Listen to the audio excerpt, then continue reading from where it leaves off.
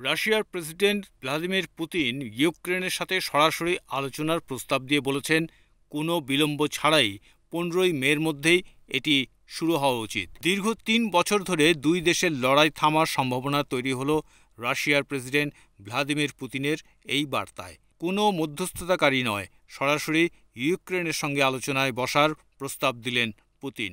শনিবার গভীর রাতে ক্রেমলিন থেকে দেওয়া বিরল এক ভাষণে পুতিন এই কথা বলেছেন।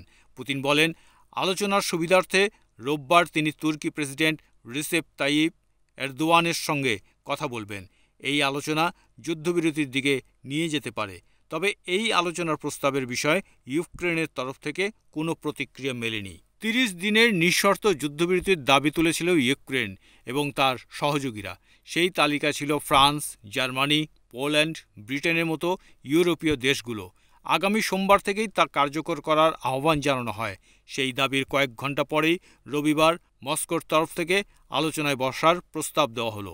ইউক্রেন সরকারের সূত্রে জানানো হয়েছে, নিঃশর্ত যুদ্ধবিরতির প্রস্তাবে সমর্থন করেছেন মার্কিন প্রেসিডেন্ট ডোনাল্ড ট্রাম্প। তবে পুতিন তার প্রস্তাবে কখনোই ইউরোপীয় দেশগুলির যুদ্ধবিরতির দাবির কথা উল্লেখ করেননি।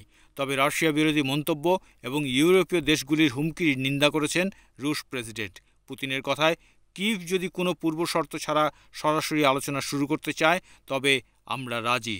আগামী বৃহস্পতিবার 15ই মে ইস্তাম্বুলে আলোচনায় বসার জন্য ইউক্রেন কর্তৃপক্ষকে প্রস্তাব দিয়েছি।